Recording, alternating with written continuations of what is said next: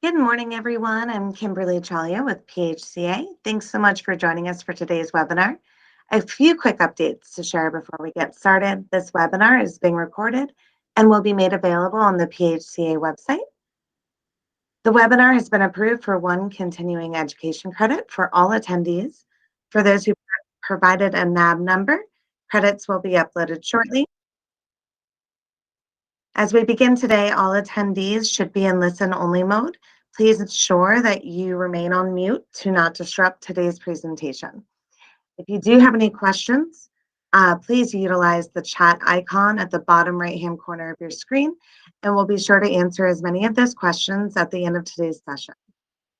Thanks so much. I'll pass it over to Nate. Thank you, Kimberly. Really appreciate the opportunity to speak with you all today. Something near and dear to my heart, and something I know can be really impactful for your organizations. And a quick apology, and in the interest of the subject of storytelling, I woke up this morning to my Kia having been broken into, and somebody, I guess, attempted the TikTok challenge to steal it. So here's a little story about my lack of preparation today. But even so, this is something that we at Sika Foundation get to do and help organizations with all the time. So, mainly you see storytelling here in the title of the presentation. We're certainly talking about that, but it's in the context of recognition. I think it's fairly easy to know that we all like to be, recognized for doing something above and beyond, doing a good job. So that part's a little simple.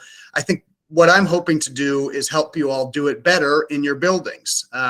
So this is about celebrating your wins, celebrating your people. And I think ultimately over the last few years, what we've seen is just a shifting of the scales. There felt like there were fewer wins, whether you're working in senior living or skilled nursing, dealing with an elderly population that's a little more susceptible to the coronavirus and other illnesses. It may have felt like that ability to celebrate the wins, that the scale was tilted a little bit. And that upsets the balance for leadership teams, managers, and for individuals, the people doing their jobs day in and day out. You want to go home and feel like you've made a difference in somebody's life or made an impact. And if you're not feeling that in the same way you used to, you get things like burnout. So I'll get started here, talk a little bit about these topics. I also typically like to start with a story that I think helps encapsulate a little bit of why the storytelling component of your work is so important. So Margaret Mead, who was a famous anthropologist, would go out on these lecture tours, speaking at colleges and talking about her field of study. Anthropology being sort of the study of human culture. And somebody in the audience at one of her stops asked, stuck their hand up and asked her a question. Said, Margaret, what do you see as being the first sign of human civilization? And this person may have had several things in mind, agriculture or, tool use or, art, a piece of pottery. But I think she surprised people by talking about a photo that she had seen of a healed femur. Clearly a femur broken down the middle would have rendered somebody pretty incapacitated, especially, earlier in human history. And, sitting there looking at it, she said, this healing of a really important bone, something that takes a long time to do, indicated for her a selfless act of compassion. Somebody took the time to take care of this person while they were in a compromised state. And to her, it was the idea that humanity cares for another and cares for one another. And in your work, you're clearly, serving those who need a little bit of extra care than maybe they used to, maybe a lot of extra care. And I feel like in this current age, we've got a lot of stress. The world is a more complicated place. We are sort of divided, isolated even. That makes for good TV news to talk about division and dislike. But I think we got to recognize and look for opportunities to recognize and sort of elevate that empathy and the resulting compassion that we can have for one another. And so this is something very fundamental to the work you do, and also makes for great stories. And I think those stories help connect your people to why they come in every day and why the organization exists to begin with. So in terms of our objectives, I want to sort of help us understand this science that there is to recognition, and what makes recognition, and a particular type of recognition that can utilize storytelling, more impactful than, say, your generic employee appreciation or even employee recognition. And I'll talk a little bit more about why there's a difference there between the type of recognition I'm going to be focusing on and employee recognition. And then how to use these tenets of storytelling to, not only tell the story of what you do each day, what your organization does, but how it can increase retention, how it can aid and improve your recruitment practices, and get ultimately and finally best practices to sort of implement in programs that allow you to put the focus on your people, and that's your team members and your residents. Sort of help tell the story of the impact that you have on the human beings in your buildings or under your employ. Now, why listen to me? I'm not a celebrity, and so I think sometimes you walk into these things and you say, well, why does this person know any more than the next person? I've been leading Sika Foundation's 501c3 public charity basically since we got started back in 2013. So we're in our 10th year. Like many philanthropic endeavors, Sika sort of was born out of personal experience. You see a picture on the right there. This is Mary Lawler. It's the mother of Matt Lawler. Matt and Rosemary are our founders. And I'll tell you a little bit about Mary. Mary was in the Women's Army Corps during World War II. She helped lead a platoon of what they call WACs across Omaha Beach, just a little more than a week after D-Day. And on the way up to Paris to help with the reconstruction efforts. As part of her service, she was posted in Germany, where she met Matt's father, and they ended up having a brood of kids and traveled around the world representing the country, and before coming back to the United States to settle in the Chicago area. Now, when Matt's father passed away, Mary was still a little bit younger and could do a lot of the things she was used to doing, but it came time over the years where there wasn't family around to care for the way she needed to be cared for, and they needed to find a place to that could really fill that role, fill that gap when the family didn't have the skills or in some cases the abilities to be able to care for her. So in looking for a place to have someone's mother, this looming monumental figure, very unique, like many of your residents, they were fortunate to find a place here in Washington, D.C. called Knollwoods, military retirement community. And in doing so and finding a place for Mary, they came to understand all of the things that people who worked there did to improve her quality of life. And this was not just the folks on the clinical side. She went from quasi-independent living to assisted living to skilled nursing, and eventually at the end of her life she was in the Alzheimer's memory care unit. But all along that continuum, she had people who were there to make sure that her days were rich in personal experience, and that they weren't just trying to extend the quantity of life, but really give her a high quality of life. And that was, again, not just the nurses or the CNAs, but it was the receptionists, the porters, the food services staff, the housekeepers. Everybody had an opportunity every day to learn something about her, and in remembering it, serve her better. I had my own sort of aha moment later when we brought on a set of senior living communities in Pennsylvania, Providence Place Senior Living, and it turned out that I had family members stay at one of their locations for many years at the end of their lives. And I think we all sort of know somebody. Clearly you folks who work in the industry know somebody who's the recipient of care, and you can see how much that being served in a way that was person-centered really helped them lead a quality of life even into their later years. So my hope is that once we get through all of this, you're sort of saying, wow, this is actually, that was a lot, Nate. You talked about a lot there. Kind of feels like drinking from a fire hose. Good. Unfortunately, a lot of people look at things like employee appreciation or employee recognition as a nice to have, a sort of a checkbox exercise. And if nothing else, I hope you take away that there's a lot to this, and there are also people who can help and help you do it well. I like to start with this little graphic here. It's actually derived from something that ASHRA, the American Society for Healthcare Human Resources, put together, but how recognition and storytelling can fit into this organizational excellence framework. So, first off, it's putting the focus on people, sort of the characters in your setting and the important events that occur on a day-to-day basis. It's also about allowing your staff members and those you serve, patients, residents, family members, to share details about the care that they're providing or receiving and what it means to them.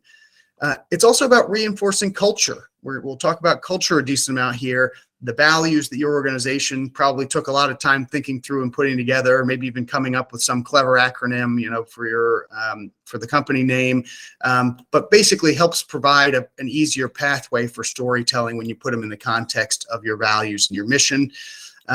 It's about building team, connecting different departments and individuals within your organization, but also to the general public, to the broader community.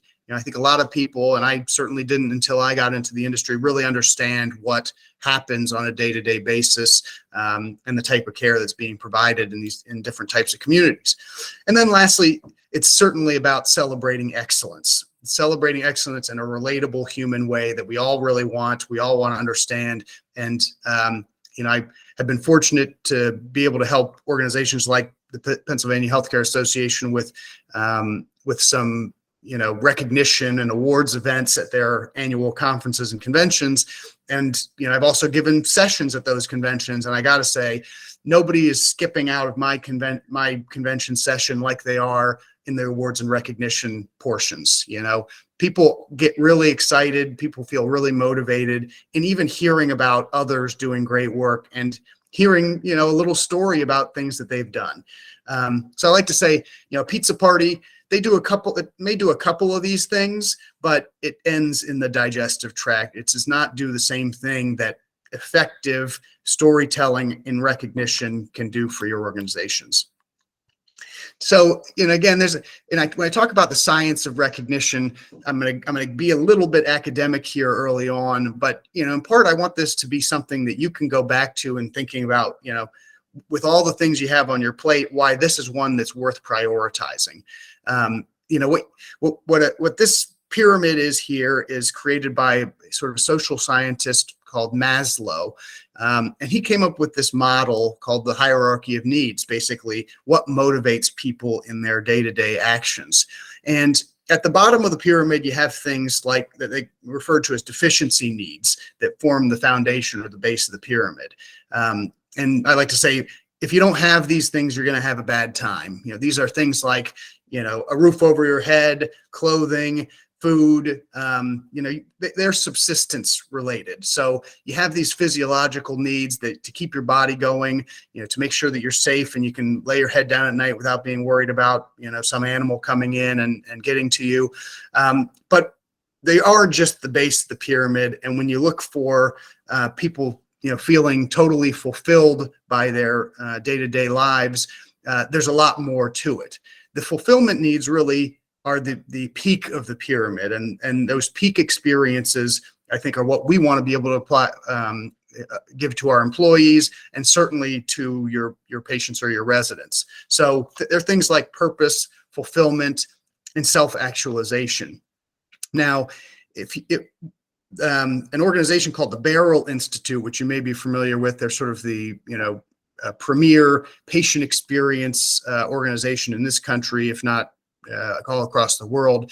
They put something together in conjunction with a gentleman named Chip Conley called the employee pyramid of needs. And I think you'll see it works very well in this that framework and that context.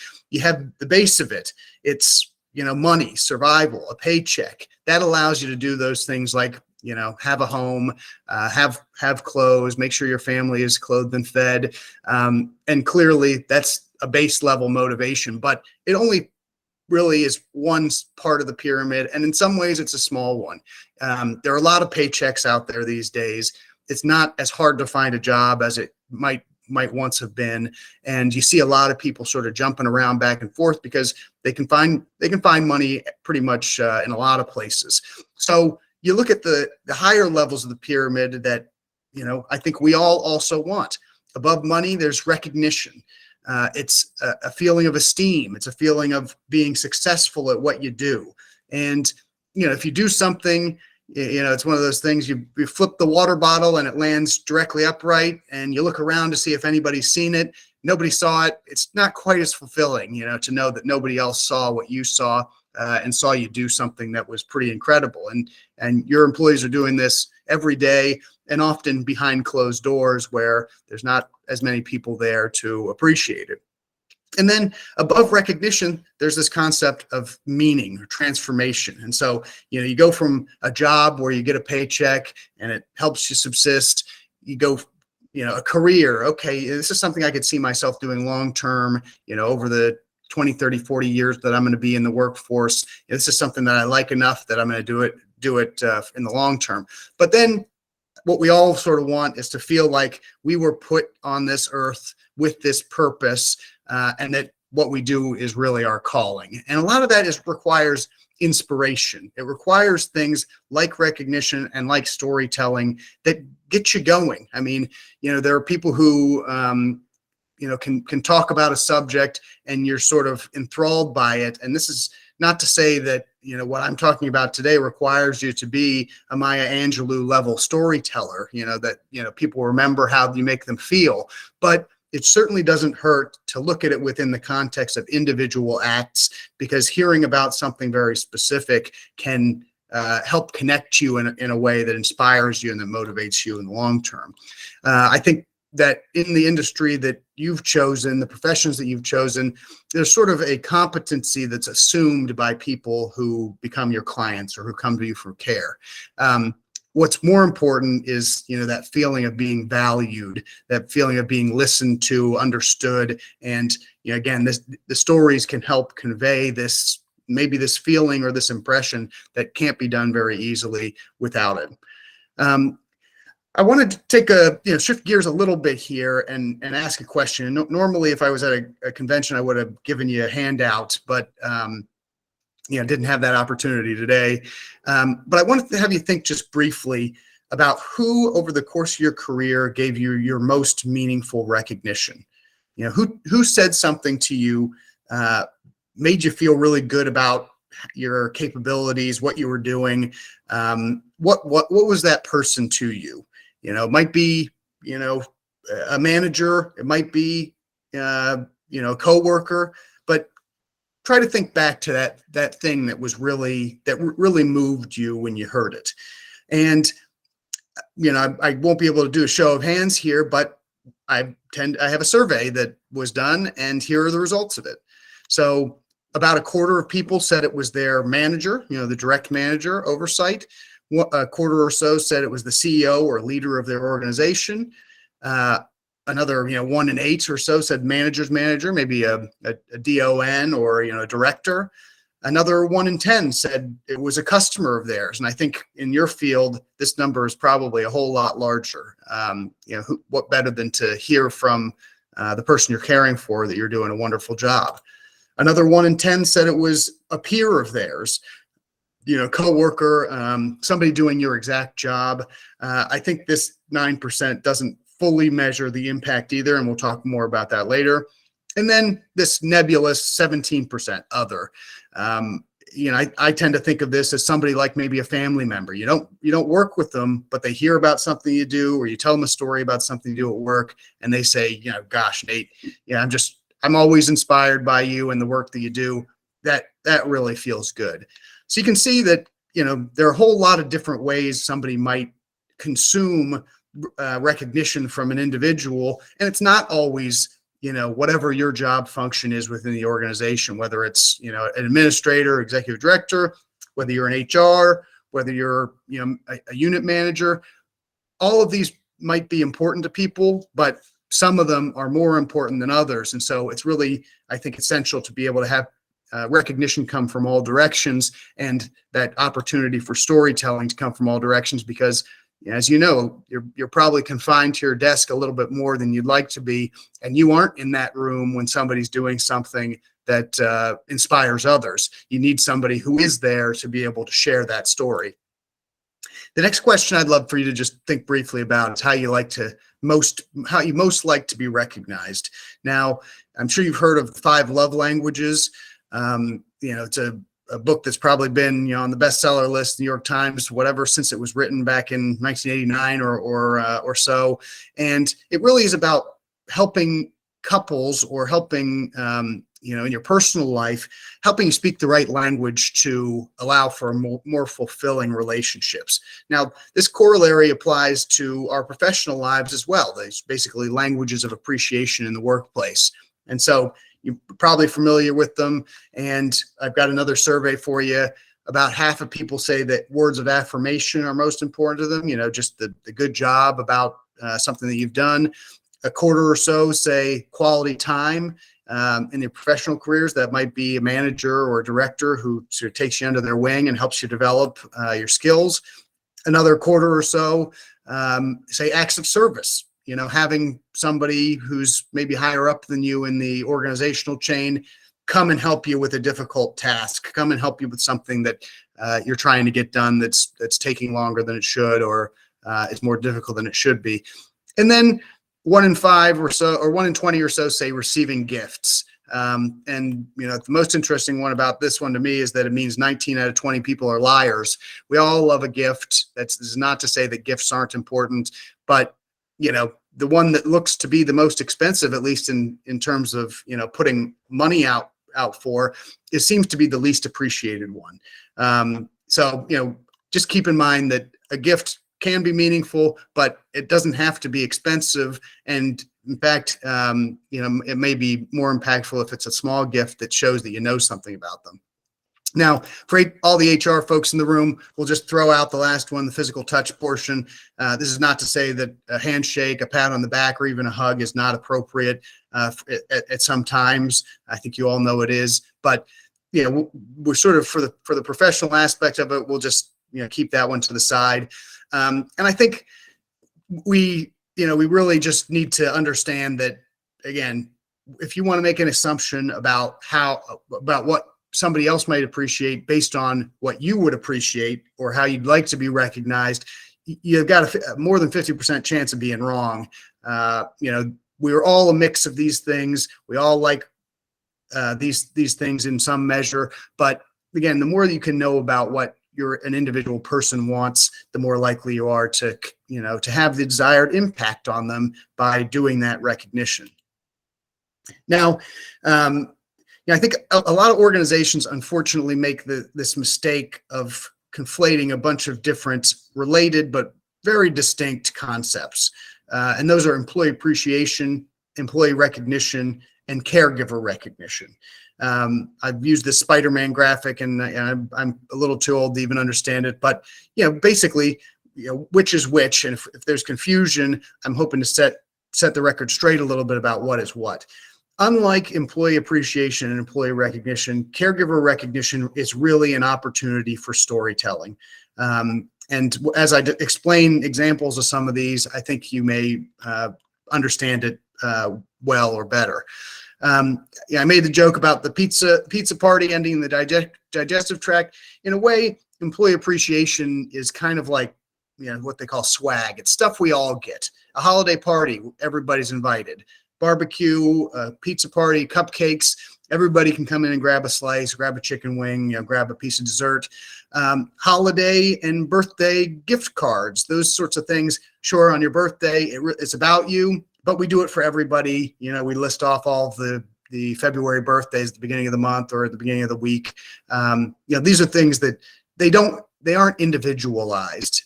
Even if there's some small individual element, they really are things for everybody. And then you have employee recognition, basically being recognized for the parts of your job, the things that are in your job description, like, keeping your credentials, up to date. You may have a tenure or years of service. That's less about individually what you've done. It's about how long you've stuck around, how long you've been employed here. And then you may have some other sort of employment-based programs or employee of the month where, the same sorts of things get said. This person is always willing to lend a helping hand. They pick up shifts. They're always on time. And those things are, important. You couldn't run an organization without having that be a component of it, people showing up and having enough hands on deck. But caregiver recognition gets a little bit more into that, what we talked about with Maslow, the feelings of impact, meaning, and purpose that are derived from day-to-day actions. So specific things that improve the patient or resident experience in your building, something that was done for one of your cared for community that made a difference in their lives. They can be sourced from your patients and your clients. Having somebody say, Nate spent 15 extra minutes making sure that this wobbly leg on a table was not going to come off, and it just showed he wasn't going to give up until it was perfect. And that makes me more comfortable living here in my community. So an opportunity to tell stories about what happened and its impact. And so those sort of caring moments, that kindness and compassion can really come through in caregiver recognition in a way that it doesn't come through in some of these other things. You have to make a dedicated and concerted effort to talking about those. And I think that's increasingly important. Now, we talked about what recognition can do for people, but it also impacts your organization clearly through having engaged employees. And so what really is engagement?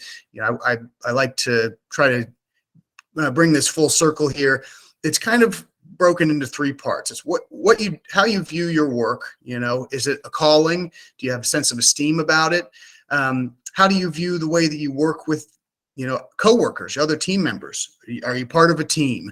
The sense of belonging that you have by being a part of the organization. And then lastly, do you feel your employer has values that are in line with your own? So again, your organization almost certainly has a mission statement. It has, it's 5 values that it talks about. Maybe it has a vision statement as well, where you want to be. But that's something that can convey purpose and impact, and employees want to feel like those are the same as the ones that they come in every day for. So I think in the context of that pyramid, that hierarchy of needs, Maslow would really agree with it. What drives that engagement? If you want people engaged, want people coming into work every day, want them sticking around, staffing is obviously a big challenge for organizations across the care spectrum. And speaking of engagement, it's the only metric that many studies have found that contributes basically equally to those of staffing ratios or hours per patient, per resident, per room. So, you got to keep staffing levels high, but having engaged staff in those positions is just equally as big a barometer. So, what drives it? A lot of things do, but I think one really stands out here. And I have to admit, even as the president of a nonprofit focused on recognition, caregiver recognition, even I was a little bit astounded by the findings here. You can see employee recognition beats out cultural values, interactions with your direct manager, and even work-life balance when it comes to the greatest impact on employee engagement. Now, that does sound sort of shocking. And they say people quit bosses, they don't quit jobs. Life or work that takes over one's life is people leave because they feel like it's too all-consuming. But the fact is that employee recognition, and really caregiver recognition in this case, can impact all of those other things. They can convey, enhance, reinforce your culture. It's a pathway for your managers, for your leadership team to create bonds and to create trust with their employees. And ultimately, if you leave the office every day, if you leave the building every day and you feel unappreciated, that 8-hour shift or 10-hour shift feels like a whole lot more of a slog than it might be if you're walking out feeling like you accomplished something that day. So, I have a friend who says that they don't like the term work-life balance because it makes it seem like there's some sort of scale there that, you get your 8 hours of sleep, you get your 8 hours of work in, then you get your 8 hours of, fun or family time. And I think that long shift is much easier to do if you're feeling like you're accomplishing something and you're connected to the work. A really productive day can have you coming home feeling incredibly energized and enjoying the time you have with your family even more. So work-life harmony is very important, and there's no doubt about it, but it becomes easier if you feel like you have something that has gone well over the course of the day. And then you sort of look at the second part of this slide here in a total rewards, quote unquote, capacity. According to employees, recognition outpaces tuition reimbursement, diversity inclusion efforts, perks, wellness. And I've tried to sort of categorize these. So you got recognition, and then you have things that are really performance-based, basically doing extra, and things that are really appreciation-based, making sure that people of all backgrounds feel appreciated, having massage station, one day come in during employee appreciation week, wellness initiatives, if you walk 5 miles a week, you get a little something extra. All those things are sort of more appreciation than they are recognition, because it doesn't relate specifically to something that you have done and individualized. So again, both of these are to say, not that these other things aren't important and aren't worth doing, but if you have to prioritize something and you have to dedicate time to something, that effective recognition, that effective caregiver recognition is well worth the time. So, there's always, my favorite, most people's favorite slide here, a dog drinking coffee. Let's try to enjoy it. But there is this saying that culture eats strategy for breakfast. It's a top down, strategy is sort of a top down thing that your leadership team feels responsible for. Hey, what's our vision? How are we going to get there over the course of the year? Culture really permeates everything you do. It's organization wide, and every individual contributes to it. So it starts from recruitment. In many ways, telling your story. What do you tout or take pride in when you're telling people that they should come work for you? There's an important storytelling component there. Through the application process, do you actually stand by your values of respect when you provide a timeline for hiring? You set expectations for what the process looks like. In onboarding, I think a lot of people make a mistake of thinking of onboarding as asking for important info, but it's the wrong important info. Social security, date of birth, account and routing number. That's important info, but it's not the only ones you should be asking. The goals, the likes, the dislikes of your team members helps you get to know them. And some of those earlier questions: how do you like to be recognized? How would you prefer to be shown appreciation? If you can find those during onboarding, in an onboarding survey, that helps you understand these people and better tell the story of how they might, fit into your organization. And then lastly, orientation, repetition of mission and values throughout. I think some organizations do enjoy that part of being able to talk about, the history of the organization, what they stand for, but then they make the mistake of saying, now that I've done that, I don't need to talk about it again. Everybody knows our five values. Recognition can be incredibly effective as a culture builder, and in all these areas, again, recognizing what people need, want, and providing that positive feedback. Now, symbolic recognition, again, gift giving, we know people like gifts, but symbolic recognition is really important and can be really impactful. And I've liked this quote from Harvard Business Review. Anytime you throw the Harvard out there, you either have people go one way or the other. Oh, okay, this is research based. It's accurate, and others say, well, this is high-minded. But I think you'll understand this one a lot. People who work in what I call helper professions, healthcare, education, social work, really value social recognition and symbolic recognition more than those in other industries. They're a little bit less motivated by salary. If they wanted the biggest paycheck, they would go into finance or engineering or something like that.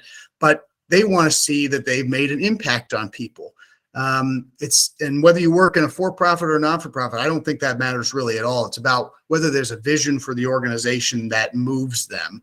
And so that symbolic recognition that they're helping move the needle for an organization or an enterprise that has this high-minded goal is really important to those workers. And so the people in your buildings, I can almost guarantee, appreciate recognition in a way that's different or greater than maybe the person working in manufacturing or software development.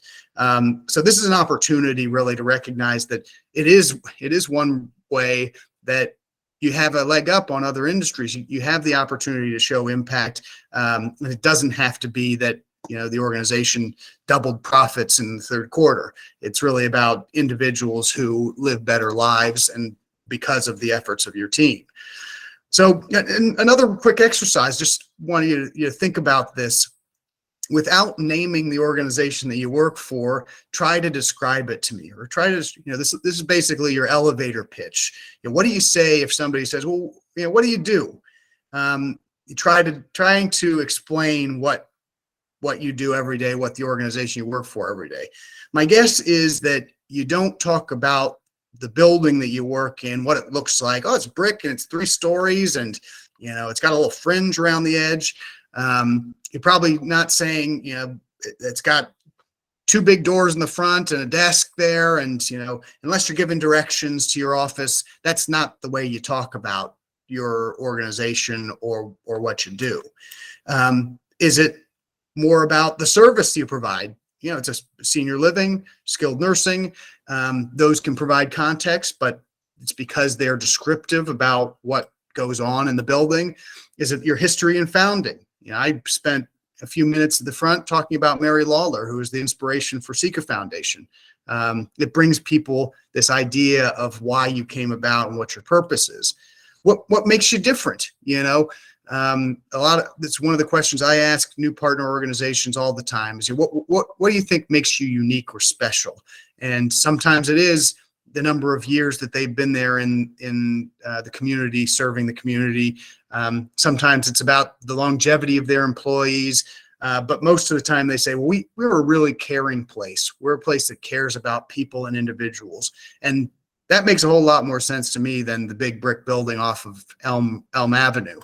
And then your mission, vision, and values. Again, that is a big picture exercise, and usually it is the leadership responsibility to come up with these things, but that's there, and it's glaring, and it's an opportunity to talk about what your organization is all about.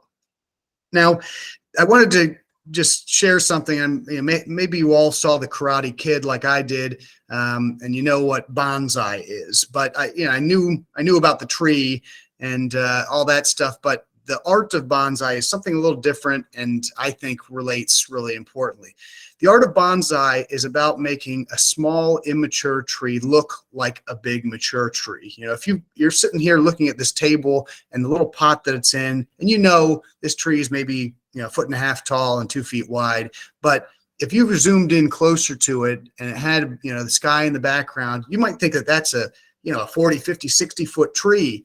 And that's because it sort of shares this idea with storytelling. You can use individual stories, small acts of care, small things that happen in your buildings to really give a good impression, a big impression about what you're about. So look at this as that sort of opportunity.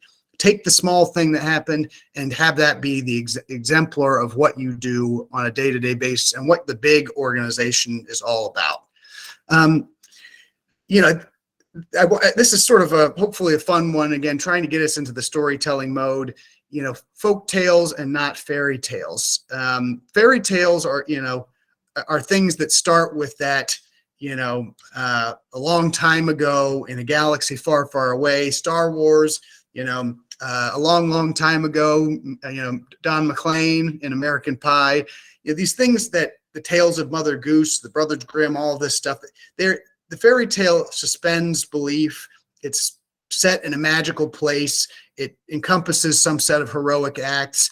And, it used to be basically what some jester was to tell the aristocrats back in, the medieval times that were sort of, again, intended to take them out of reality.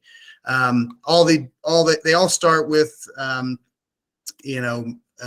this sort of canned setting in the beginning, and they all end with they all lived happily ever after. So the folk tales are a little bit different. They don't have an author. They relay a moral in a sort of a real world scenario. Obviously artistic license and embellishments, but they are really truth in a more real way than the Disney stories. They are something that people can connect to and help to teach a lesson or a moral. So you look at both of them, and they have your characters, the individuals in the stories. They have a setting, which may be on the grounds of your building or in the community you work in. They have specific actions that have a specific impact on it. So all stories don't have to start with once upon a time, but it gives you an idea of the who, what, where, why, when. And I hope this next example sort of shows why this idea of storytelling and the idea of sort of framing all the things that happen in a little bit of a different way that's not much harder has a much different impact. So you could say, Tanya's a very dependable employee. She is caring and will go above and beyond. She knows everyone's likes and provides person-centered care. People love her. Okay, great. Yeah, that's actually very nice. But it doesn't really tell you much about Tanya other than just these broad strokes. So if you frame it in examples, you give it a little bit of a setting and you provide some details, it comes across, I think, much better, much differently. Recently came in to cover an open shift that came open due to illness. I found her comforting an upset resident who was having a rough day. Her calm tone, active listening, was able to turn tears into laughter. After she stepped away briefly, she reappeared with the resident's favorite breakfast pastry. The smile on his face lit up the room, and you could tell how thankful he was that she was there. Even just saying it, you get a little bit of this sort of, I can imagine that. I can imagine those things happening. And that's all the same stuff as was said on the other side, but it made you feel like, oh, okay, that is a great idea. I should know everybody's favorite morning pastry. I should know everybody, how to talk to somebody who's agitated and get them from being upset. It illustrates behaviors in a way that the first one didn't. It's very nice to hear how dependable somebody is and to say she always does this, always does that. Give one example of it though, and you start to feel like, oh gosh, yeah, that's something that I can do. And also that really relates back to our value of compassion and our mission statement of X, Y, or Z. And that certainly is Tanya on the left, but gosh, that is really Tanya on the right. And I think, again, doesn't take many more words even to do it. And there's a physiological reason for storytelling that it will help you and it will help others cultivate a compassion that will go into your day-to-day lives. Compassion starts with empathy, and the empathy sort of starts with a connection to something, whether it's a story where you can put something in your mind's eye or just knowing the people who are involved. There's something called mirror neurons. Basically, you see a kid fall off a swing set and land really badly, and you sort of wince yourselves. Well, it can happen just with hearing about it too, and they landed badly on it, and you sort of have that, you flinch yourself. So the story can help you cultivate that emotion. And, even in just, like I said, just reading about Tanya, this was something that, okay, now I'm motivated and now I feel that joy of serving somebody. So Dr. Helen Rice spoke at a conference that I attended, and she does basically a empathy training in hospitals. And in just 3 hours of empathy training, they were able to increase their patient satisfaction scores by 100%. They doubled them. And again, that was 3 hours of talking about things that you can do, ways that you can do it, examples of how you do it, that increased effective compassion and increase people's feeling of effective impact. So to get back to sort of this bonsai metaphor, the good news and the bad news, it's sort of something you have to nurture every day. But to tell your story every day, people are doing that anyway. They're doing it through their actions. So you just got to write it down. You just got to make sure that you share it. And ultimately, what you water grows.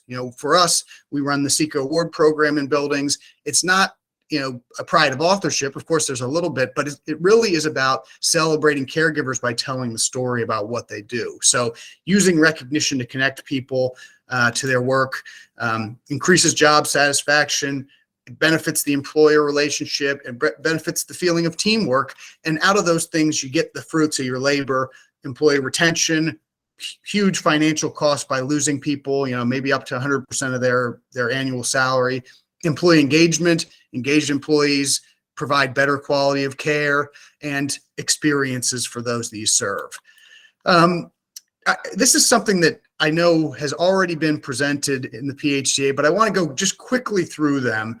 It's this idea of using recognition to create impact. And, you probably needed another acronym like you need a hole in your head, but providing TLC for your FTEs can be easy as ABC with these letters. It's a very simple sort of way of looking at it. One, you want to be inclusive. So I talked about at the beginning, depending on where the recognition comes from, it will mean different things to different people. You should get it from all sources. That includes your patient resident population, but not just your leaders and your managers should be responsible for this. Allow everybody to help tell that story. Mission aligned. Here's an opportunity for storytelling. We talked about it before. Use that mission and values to talk about why one specific action was exactly what you are all about. It's in some ways your professional mantra. It's what you repeat over and over and over and over again. And, eventually, not only do you start believing it, but you're doing it and you see it in everything you do. Public. This is, again, an opportunity to share that story in a way that people can all have that feeling of sort of goosebumps about hearing it. And I encourage you to look this up. I don't have time to play it for you, but Jessica's daily self-affirmations, again, it's just in the mirror, but it's sort of, giving an opportunity, a public opportunity to recognize what matters. Some people have, not all leaders are cheerleaders. And so sometimes the public element of this feels difficult. Some people just have a way with words. They're able to sort of peel the onion down to where the tears are for folks. And it doesn't mean that you have to be like that. And it certainly doesn't have to be a big surprise party with balloons and a 10-piece brass band. This is not, 4th of July on Bourbon Street. It just needs to be visible to people because, again, that all stakeholders want to hear those stories of success, and you got to find the way to do it. So whether it's in a team meeting, a unit meeting, or in a newsletter, help everybody connect the dots about things that go on in your organizations. Authentic. Now, this is where the storytelling thing I think is most important. And if you only take this part away, it's got to be this one, that recognition must be authentic, and it becomes authentic because you have the details of that story. Again, Nate is dependable. Well, what have I done that's dependable? And by sharing it, people say, okay, we know what dependable means, but no, that is what dependable is. 75% of people save handwritten cards. I'm one of them. I've got a drawer full of them, and I do go through them every once in a while. And there's nothing more authentic than knowing somebody took even 5 or 10 minutes to write something down and get it to you, especially if it expresses an authentic sentiment or shares an authentic story. I don't have a whole lot of time here, but my brother, he got married this last year. I told this story, so I hope he doesn't mind me sharing it with a bigger audience. But when he graduated from high school, my parents invited all their friends to a party where they gave him gifts. And after the party, they kept bugging him that he needed to write thank you notes. And this went on for weeks and weeks. Eventually, he had enough, and he said, fine. He stormed upstairs, and he went to his computer, and he wrote out, typed out in Word, "Dear blank, thank you for coming to my party, and I appreciate your gift of blank. I'll use it for blank." And he printed out, 50 of these things and filled in people's names and filled in the gift and filled in what he'd use it for.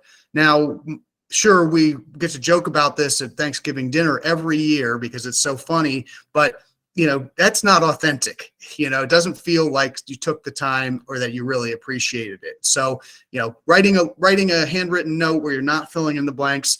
One of our partners took it to another level and sent handwritten notes to people's spouses. Another way where maybe if you got that shy person on your team who doesn't like to be feted in front of a big group of people, that you could send something to their door and have that family member say, "I'm just so proud of you." And that makes a lot of people melt. I know it would make me melt. Consistent. This is just a reminder that, again, it's an everyday endeavor.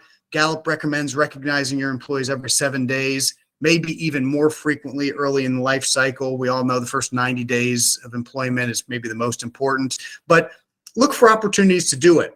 And I like 7 days because that could be a Monday morning huddle, a Monday morning team meeting. If you do it on a regular basis, on a routine basis, it becomes easy and it starts to fit into your schedule.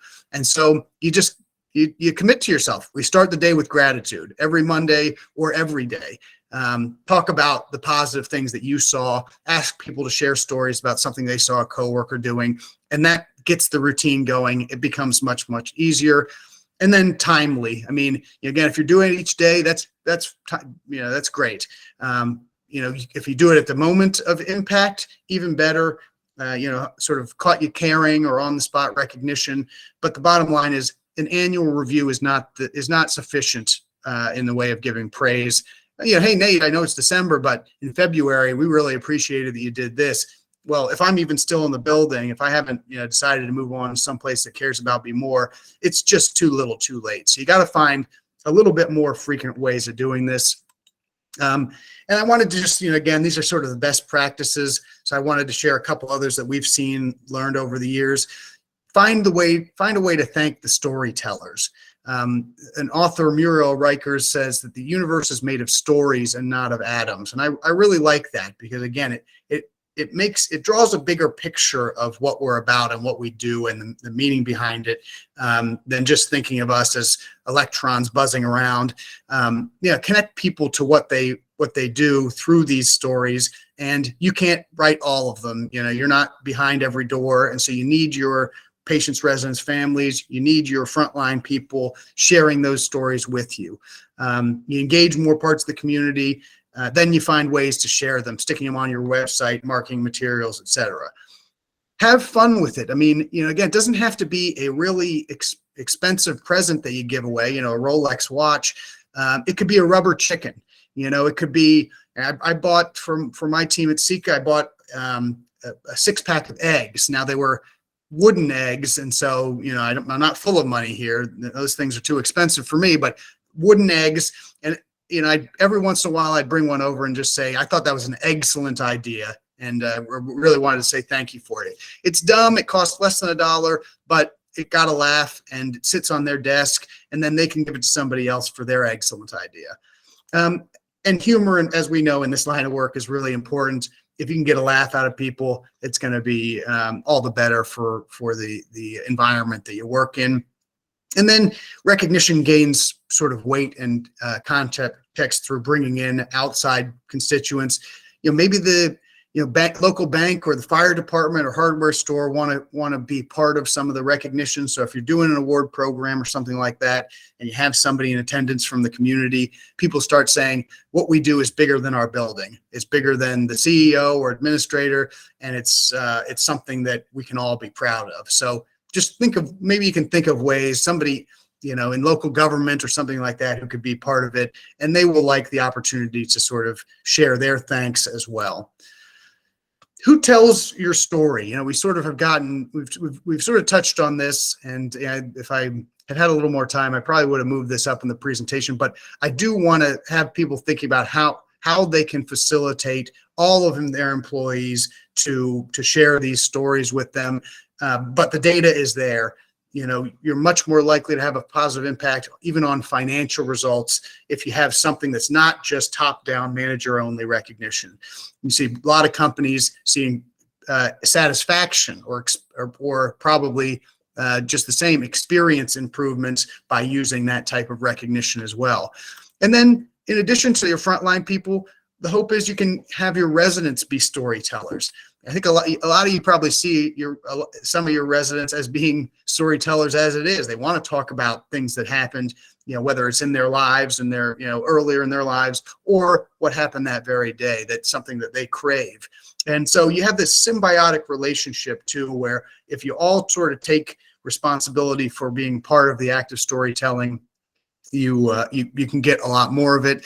The picture I always thought was funny. It's a red-billed oxpecker on the nose of a water buffalo, and you would think that the water buffalo is the big guy taking care of this little bird. As it turns out, it's the opposite.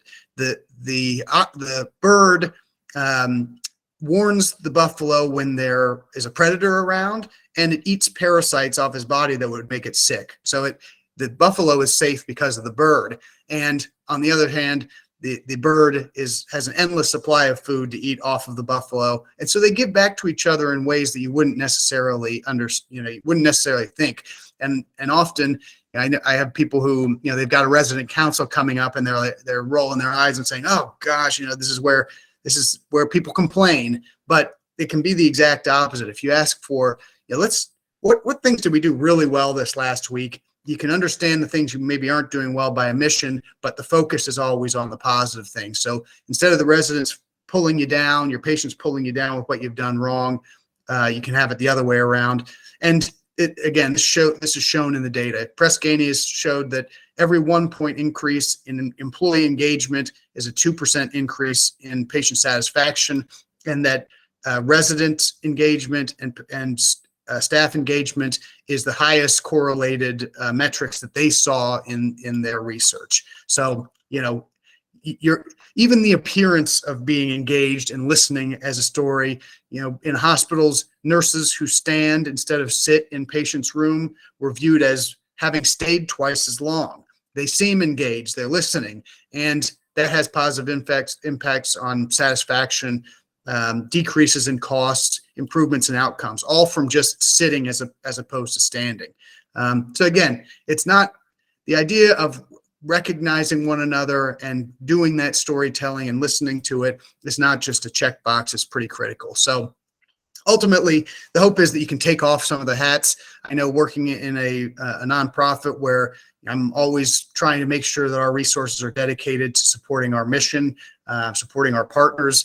I've worn a lot of hats over the years, and I look good in only a small number of them. So, take off the hats, allow other managers, allow other employees to help you do some of the storytelling. And one of the things that's nice about this that could help you is if you have a way to a simple way for people to submit stories, share stories that doesn't require them to fill out a card. Takes a long time to write these things. Your hand gets tired, then you stuff it in a box and you maybe never see it again. So there are different ways you can do this. Even just a form on your website that allows you to collect them. It's an easy place for people to go. If you can have it stored in a database where then you share some of this stuff out, it becomes even easier. And then there's bigger technology that can be costly, not always, but that allows real-time recognition of one another. You get notified as soon as somebody gives a thank you or a resident says thank you. So it's, I think everybody looks at this as being a cost thing. I would look at it more as being what can we invest in here that will help us get to where we want to be with recognition and with the opportunity to collect stories that will be important for you. And ultimately, technology can make recognition easier. You can have, a family member of one of your employees join as you present an award to them. You can have somebody come in and share a story themselves. You can have, more larger audiences see and hear and experience these things through things like Zoom. I know it's a 4-letter word, but we're doing it. Even right now, it's an opportunity to sort of bring it to new constituents and be inclusive about it. And it also allows you to make it social. You're going to share it out on all your channels. When you're recruiting for a new job, it makes it easy to share some of the things that are going on. And then lastly, I know I'm running out of time here. It's important to measure success in one way or another. Surveys are the best way, asking your team how they feel about things. I've listed a couple of validated resources where you can find questions that do correlate highly with organizational business objectives. I have a 10 to 12 question survey that I'd be happy to share. We also came up with Net Promoter Score. You've been asked it before. If would you recommend this product or service to a friend or family member? And we sort of switched it around, asking your employees about this. And this allows you to be an idea-driven organization, and who better to help you solve problems than the people who are experiencing on a day-to-day basis. The last thing I wanted to mention before I turn it over to questions, I know we sort of run out of time. If you as a PHCA member, and if you're looking to do one of these additional quality awards, a recognition program, something formal, can help you get there. I also wanted to let you know that the Seeker Foundation was very fortunate to receive a grant that's allowing us to do a handful of basically our caregiver recognition program for PHCA members at absolutely no cost for the year. Again, we've created something over 10 years that is really impactful, and something that I know in talking to the PHCA, they're really supportive of, because they want to hear the stories of what happens in your buildings, and being able to share them in this way is really important. And so if anybody's interested in learning more about that, you can reach out to me. This is my contact information. You can get it from Kimberly, you can get it from Shayna, any of the PHCA team. We're happy to even help you come up with some ideas.